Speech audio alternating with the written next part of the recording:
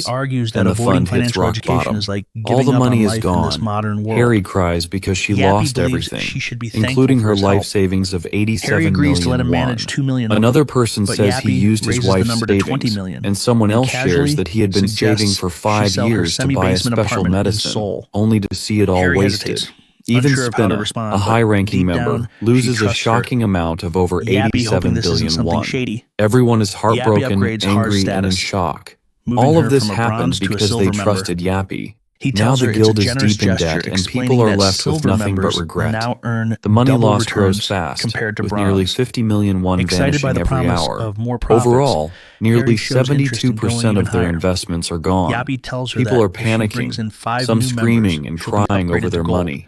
Frustration fills the air as people grab anything they can from the guild, hoping to salvage something. One person rushes into storage and takes anything that looks valuable, trying to make up for the losses. But suddenly someone tries to grab a big, shiny pillar, thinking it might be worth something. But Yappy freaks out and shouts that it's his personal property. Still, no one listens, and emotions take over. Another person breaks down, yelling that they worked so hard to save that money. Chaos spreads as people shout, grab things, and blame each other. Yappy is held up in the air by someone demanding answers, while the staff panic too. Hari feels sick from all the stress, and even the chief can't calm things down. In the middle of the madness, Yappy glares at the crowd, calling them inferior. Just then, Spinny steps in, hiccuping from frustration or maybe fear. Leon then tells Sir Spinny to resolve this issue because he trusts his intelligence. Spinny asks how much time Yappy needs, and Yappy replies that he'll handle everything by tomorrow. Spinny agrees and takes it a step further, offering to act as a financial guarantor, covering Yappy's debts if necessary. He then orders Yappy to return to his duties. Yappy leaves with quiet urgency, and the others watch, unsure if it's even possible to fix this disaster in just one day. Back at the guild, alarms ring, and an emergency protocol is triggered. There's no time for safety checks as the first prototype of a powerful exoskeleton armor is activated. The mission code is fund restoration. Meanwhile, far to the north in Heilongjiang, soldiers from the Jilin Republic Army are bored. Ruyo yawns while another complains that the enemy ran away instead of fighting. The monsters mock humans for being weak and clueless about honor. But now Ruyo only cares about eating well. They decide to wait before attacking the nearby region again. Their mood is twisted as they joke about making stew out of people, eager to plunder and destroy once more. Just as they prepare to move, something strange catches their eyes. Up in the sky, a glowing object streaks down like a meteor. Far away in a high-security U.S. defense room, alarms ring, and the divine staff, a secret weapon stored in a satellite, is suddenly activated. Panic hits the defense minister because only 3 people should have access to the launch code, yet someone's fired it. Both the White House and the Hunter HQ claim they have no idea how it happened. What's worse, the passcode to control the weapon changes every minute, with 100 million possible combinations. Even if the best supercomputer on Earth worked non-stop, it would need 13 years to crack it. Yet somehow, someone's already done it. Everyone is panicking as the situation worsens. The weapon has been activated, and there's no way to stop it now. The security code is too strong, with more than 10 billion combinations, and no computer can break through it in time. Grizzly, another powerful system, is also activated and syncing with the divine staff. Both are set to strike the same place, the Jilin Republic. At the same time, a video appears, showing a person claiming that Jilin has disturbed the peace of the U.S. Soon after, a Russian message follows, saying they won't ignore this and will support the U.S. It looks like a setup for war. Minister Julius, watching the footage, quietly admits it's fake and that the video isn't real. But it's already spreading. The damage is done, and the world is now heading toward conflict because of a well-made lie. A deep-fake video throws the world into chaos, and no one knows who made it, but the damage is already done. General Linghang Kazak of the Jilin Republic watches everything and wonders how things got to this point. With their nation now among the strongest, all that's left seems to be endless war. His men panic, unsure of what to do, to which he suggests running with the leftover money and starting a new life far away, hoping to rebuild and grow stronger again. They laugh nervously and plan their escape, even thinking of hunting humans to grow their numbers. But just as they speak,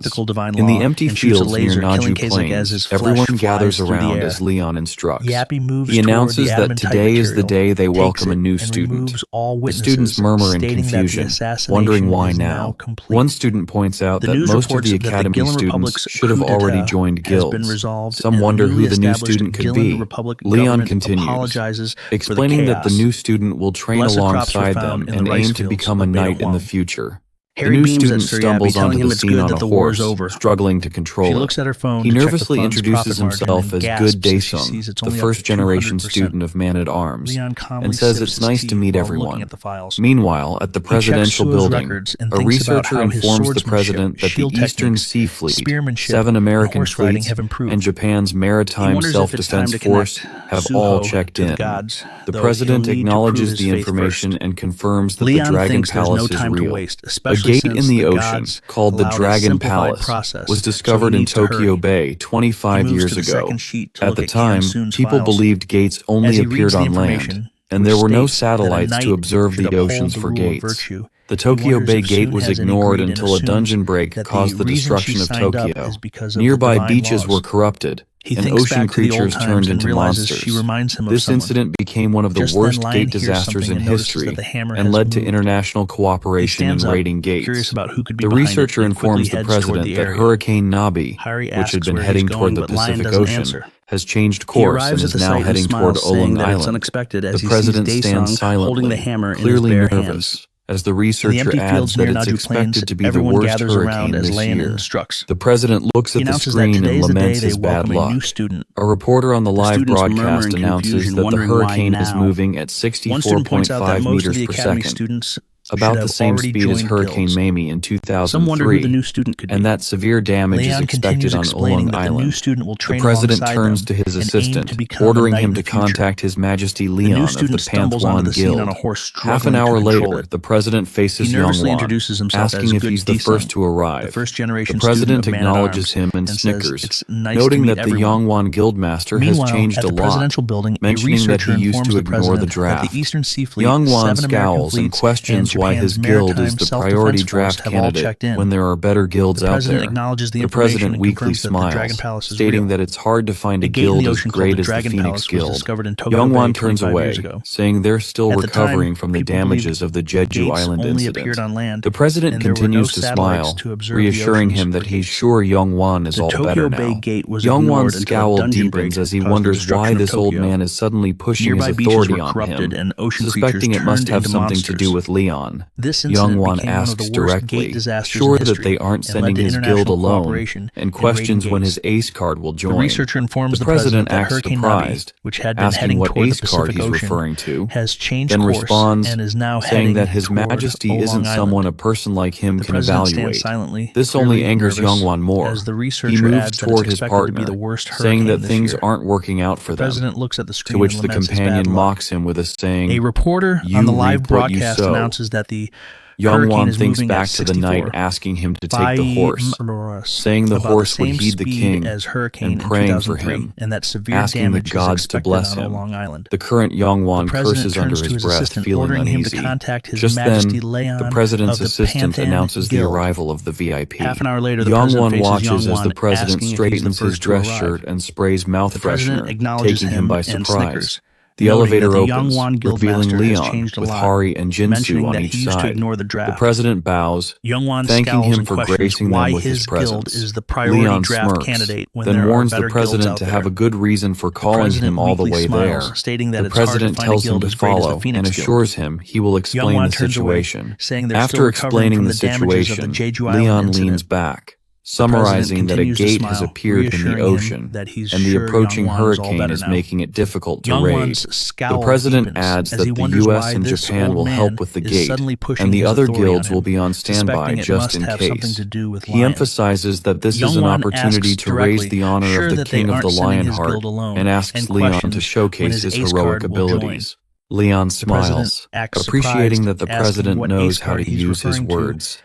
He responds that a king's value is heavy, and that he'll need to prepare a worthy tribute. The president asks if there's something Leon wants, to which Leon smirks and replies that a king does not count coins, and tells him to speak to Sir Spinay about it. The president bows, thinking Leon has just given him an empty promise. Leon heads outside and tells Hari to bring the name list. Outside, he begins calling the names of those who will join the raid and asks Hari to write them down. He names the students, then moves on to the soldiers. Harry suddenly stops writing and asks why none of the people Leon named are women. She angrily thinks that even if Leon differentiates ladies from women, he's not the type to discriminate between the genders in this situation. Leon calmly responds, asking if the answer isn't obvious to her. Harry presses again, and Leon makes a macho face, saying it's bad luck to have women on board. The aircrafts make their way to the site, marking South Korea's first fleet. As the planes land, Leon heads toward the commander of the base. The commander introduces himself as Lieutenant General Choi Jae-sung of the First Fleet. He tells Leon that it's an honor to meet him, and that his granddaughter was cured of her illness thanks to the Dermaris crops. He asks if Leon could thank her for him. Leon smiles proudly, saying that if the commander wants him to thank her for her blessings, then the commander is his brother. The commander beams with joy, saying it's an honor, and then leads them toward the base. The guild members follow, and Jae-sung continues, saying that he will start the briefing and introduce the Allied forces. As they move inside, they come face to face with some foreigners. Young one asks if they are the U.S. raid team, and Jae-sung replies that they apparently flew here as soon as possible on a cargo aircraft, adding that the U.S. team is known for being passive. A person catches Young Wan's eye as he calls out his name, Reynold Sherman. He asks, Harry suddenly stops writing and asks why none of the people Lion named are women. Reynold turns around, thinking it's surprising that he's famous even in Korea. He fully faces them with a smile and a glowing crystal ball in his hands. He greets them, saying it's nice to meet the Korean hunters. But before he can finish his sentence, he notices Leon staring at him. The master of the magic tower panics internally, while the demon inside the ball is also shocked. Reynold asks the demon what they should do now that Leon is right in front of them. The demon tells him to calm down, saying that if Leon had noticed him, he would have killed him on the spot. The demon reassures him that they haven't been found out yet, and urges him to trust the power of the ring he made for him. Reynold clenches his ring, impressed by the great demon's wisdom. He looks at his ring as it slowly starts to slip off. Gasping inwardly, Reynold tries to stop it, but the demon tells him it's worn out due to Leon's divine energy, and urges him to move away. Reynold worries Leon will find this suspicious and stammers, saying that it's nice to meet him and that he's widely known, even in distant lands, and he really wanted to meet him. He clenches his hand tightly, thinking he can't shake Leon's hand. Leon smirks and smugly says that Reynold seems to know his place well before moving away. Reynold stands there, confused, wondering what might satisfy Leon. The demon tells him to enter the gate to continue their plan. Hari strolls outside, thinking about how Leon doesn't allow women on the ship when she finds Dae-sung working with the helpers. She calls him out, asking why he's still doing manual labor when the association should be handling it. Dae-sung waves his hands, saying he should help too. Hari stays firm, telling him that as a knight trainee, His Majesty wouldn't have made him do such menial tasks. Dae-sung shyly responds that he feels he's being treated too highly for just lifting a hammer. Hari, annoyed, tells him it's a big deal because she couldn't even move it an inch. Over 1,000 people tried to lift that hammer, and he was the only one who succeeded. She adds that he was chosen by the goddess. When Dae-sung still seems unconvinced, Hari starts mimicking Leon, saying that His Majesty would probably get pissed over a lowly peasant questioning the king's decision and the goddess's judgment. Dae-sung calls her name, trying to get her attention, but she keeps going on about how Leon would say they trained without sleeping in his day. Dae-sung raises his voice slightly, finally getting her attention. She looks at him with a confused expression, realizing what's happening, and asks if he's standing behind her. Suddenly, Leon yanks Hari's hair, asking how dare she mock and imitate a king's behavior. Harry begs for his forgiveness as he slowly lets her go. Leon scowls, saying it's ridiculous that she's the one being blessed. Harry looks confused, so he continues, explaining that she's blessed by the divinity of the sea and waves, and Poma has decided to take her in as a saintess. He tells her that she will be joining them for the raid, Harry feels happy for a moment as she focuses on Leon's face, but something feels off when she suddenly finds herself tied to a plank of wood. From above, Yongwan watches the scene, questioning how they could treat a saintess this way. Leon stands beside him, saying that a woman on board is bad luck, and the only way to undo the bad omen is to make her the figurehead. Harry keeps screaming to be let go and asks Suho as they silently place her on the wood and stand her vertically at the front. The ship starts to move, leaving Hari at the front, screaming and yelling for help. As the thunder crackles loudly, Hari alerts everyone that a hurricane is approaching. She mentions that it's Hurricane Nabi, with winds at 64.5 meters per second, all while still tied to the pole. She screams for help as the weather worsens. Leon tells her to shut up because she's scaring the fish. Harry is surprised to find that Leon is fishing while she feels her life is at risk. Leon says, disappointed, that the fish have all run away and that no fish would want to be near a military ship like this one. Just as he says that, he feels a heavy tug on his fishing rod and catches a big fish. Leon tells the lieutenant general to prepare what he mentioned earlier, and the lieutenant obeys. Leon stands in front of the podium, places the fish down, and dramatically calls upon the dear master of the graceful sea to appear before those who have set foot into her territory. The fish gleams with a blinding light, and the entire ship is illuminated by beams of light. The control department, overseeing the environment, gets terrified by the sight of such a large wave and questions whether it's even a wave or something else altogether. The ship is surrounded by a gigantic wave, and the goddess replies to Leon with affection, calling him Lionheart, her beloved watchtower and protector of her people. Leon responds, naming her Poma, the divinity of the sea and waves. The ship starts to move. Poma says that this sea is quite senseless. She explains that, as Plo mentioned, this land has no divinity, and the boat doesn't even have sails. She adds that none of them understand the grace of the sea. Leon stands in front of the illuminated fish and tells her it can't be helped, as this world has yet to receive the teachings of the sea. He asks her to kindly look over the people, to which Poma replies that she has no reason to watch over those who don't have faith in her. Only through respect will the people receive grace. Leon stays silent and then asks Poma why she chose Hari as a saintess. She laughs and tells him that she barely managed to convince Katos, but Hari is a great vessel and definitely worth it. Poma adds that, of course, she's not as good as Leon, since he can carry all forms of divinity within himself. Leon replies that he did sense Hari's fate was filled with misfortune, and it seems he was right.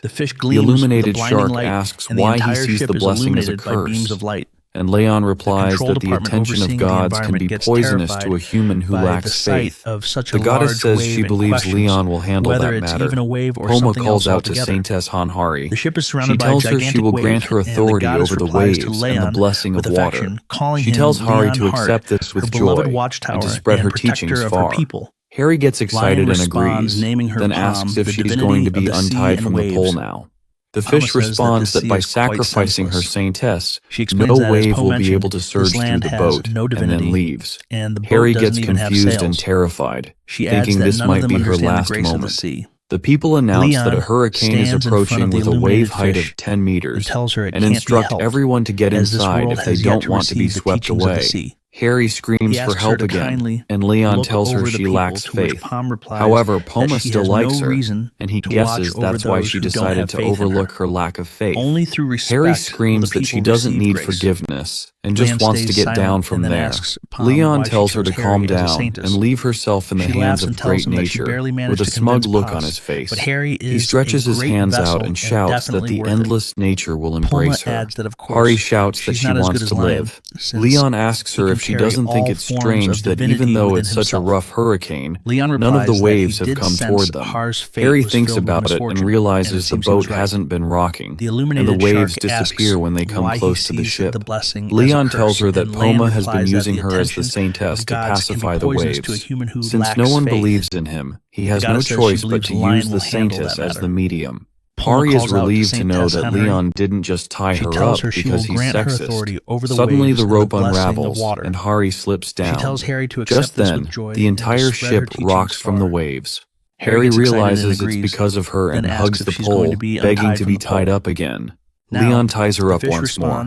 Meanwhile, on the USA Arleigh Burke-class ship, Reynolds hovers over the railing and says the ship was about to flip over, but it stopped once they started following behind that ship. The demon tells him that the bastard used the authority of the sea and waves, and the ship blessed by that divinity will always witness a rich harvest and will never sink in storms. Reynolds thinks the demon is useless.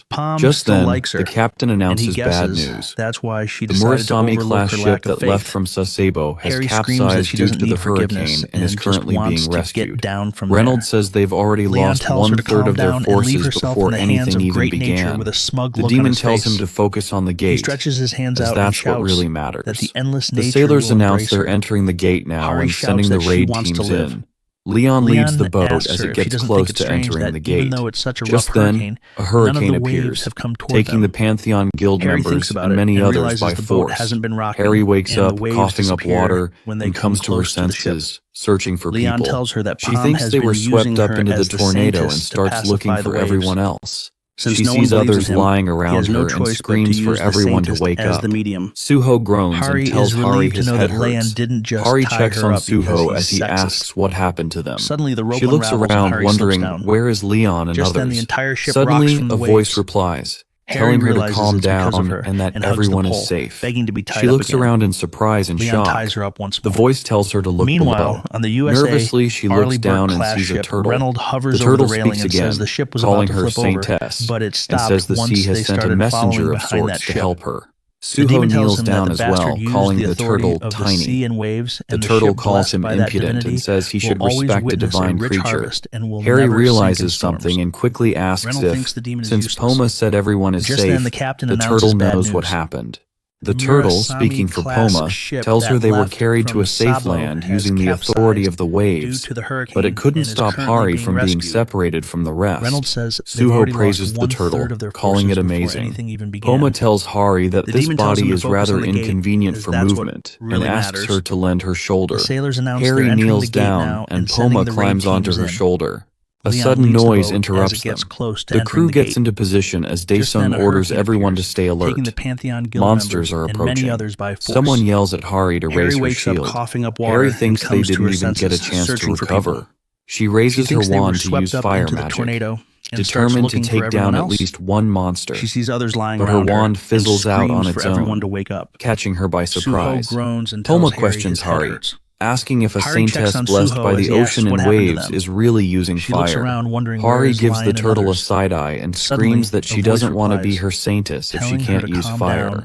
The turtle simply tells her to put her down. The monsters begin advancing as they maintain their defensive position. Somewhere deep in the forest, Reynolds deals with the monsters around him. The demon replies that things went wrong at the beginning, but it's fine now that they're away from that monster. The demon orders him to leave the rest of the American hunters behind to build a shelter. They have work to do. Reynolds starts summoning nearby monsters, telling them to rise and guide them to the stone statue. After a while, he stands in front of a large stone monument and asks the demon if this is it. The demon confirms, saying this is indeed the stone statue, and now they need to find a few more. Reynolds begins using magic, but a voice tells him to wait. Youngwon appears from behind and asks if Reynolds even knows what the stone structure is. Reynolds smirks and says it's good that they're all okay, and he hadn't expected them to arrive so quickly. Reynolds smiles at Youngwon and says he's sure Youngwon also saw the quest to destroy these statues. Youngwon says he did see the quest to destroy the statue of Rakshar the Great, but he remembers what happened during the Jeju Island Gate. The Red Gate's goal was to bring down Goverick, but there was more to it. He concludes that they don't know enough about these quests. Youngwon voices his thoughts, saying there's not enough information about these gates. He asks if the statue is a trap, or they should look for what Rakshar actually is. Reynolds pauses, considering it. It makes sense to approach it that way. The demon then orders him to fall back because he can't fight all of them right now. Reynolds steps back, admitting that Youngwon's logic is impressive, then tells them to return to the beach where the Maverick members are waiting. Back on the island, Hari puts away her weapon, saying they've finally killed all the monsters. She asks if anyone is hurt. Luckily, they're all fine. Just then, a knight rushes over, saying they can't feel His Majesty's aura anymore. Hari mockingly replies that it's bad because the buffs were really nice. The knight responds that that's not the issue. He explains that they've tested Leon's aura before and know its range. The demon's resentful buff spanned 30 kilometers, but right now, none of them are under its effect. Hari realizes what this means. The island is larger than 30 kilometers in both length and width, and it's highly likely His Majesty isn't even on one of these islands. She turns to Poma for answers, but Poma says the connection seems to be cut off from her end as well. Hari and the others look concerned, wondering where Leon could be. Underwater, in the dungeon, Leon stands face to face with a monster. The monster says that it's about time he ended his long slumber. And after feasting on fish for 5 centuries, he's sick and tired of seafood. He charges toward Leon, saying he's curious to see what the god's night tastes like. Sir Yappy starts booting the bios, but the device shows that the process failed because of unrecognizable materials. Sir Yappy finds himself in a cave surrounded by crab monsters. After trying several times, the result remains the same. He nervously questions the monsters, but the crabs just follow him everywhere. On the foreign island, Hari informs everyone that she couldn't find Kim Do-han and Jae-hyuk. Dyson replies that he hasn't seen Section Chief Kim either. Another knight wonders aloud that he didn't expect the trainees to go missing like that. Suho replies with determination that he's sure they are all fine, then nervously turns toward Hari, asking her if they will be all right. Hari gives him an encouraging smile and then turns towards the American knights, thanking them for their help earlier, saying they were able to bring down those monsters easily thanks to them. The blonde standing in front of them salutes Hari, greeting the Korean hunters and introducing himself as Mistral from the Maverick Guild. Hari introduces herself, then stops, realizing that the name Mistral sounds familiar. She carefully stares at its face, then screams that he's Alan Taylor, the S-rank hunter ranked 6th in the Maverick Guild. Alan coughs a little and meekly replies that there's no point in using the call sign if she's just going to call him by his real name. Harry instantly bows down, apologizing and saying she should be using the call sign instead. Alan rubs the back of his neck and assures her there's no need to apologize. The other Korean hunters also start recognizing Alan. One says he's seen him on YouTube and guesses even an S-rank hunter is here to help. Harry informs Alan that they didn't know he was part of the raid team. Alan turns his face away, saying maybe because they left in a hurry. Grasping the situation, Alan says it looks like their guildmaster has been separated from them and asks if they just need to find the missing people. Harry politely refuses, saying the god of the sea has blessed them, and if His Majesty wanted to find them, he would have found them much earlier. Suho adds that His Majesty has his Pegasus with him. Alan just stares at them, trying to figure out what they're talking about. Before anyone can answer, a notification sounds, stating that the first wave is commencing. Harry asks in confusion if they're supposed to defeat a wave of monsters. Alan starts cracking his knuckles, saying they should talk about this later because they have to deal with this first. Just then, monsters from both land and water start emerging, and the notification board shows that they only have 3 minutes left. The knights exclaim that they're facing A-rank field bosses right from the start. Alan looks at the sea monster and smirks, saying this is going to take some time. Hari and Alan both take their positions as Daesung orders the shield squad to block. The monster immediately attacks Daesung, but the shield protects him, though it leaves him in shock. He thinks they are much weaker now that they don't have His Majesty to buff them. The monster attacks again, knocking the knights to the ground. Harry calls out his name, asking if he's okay. Daesung coughs and replies that they're fine, but Hari should keep fighting. Harry grits her teeth, thinking that if only she could use her fire-type skills, this would be easy. She slashes at the monsters on land as she moves through them. She yells at Poma, asking if she's his saintess. Shouldn't she get a super tsunami skill or something?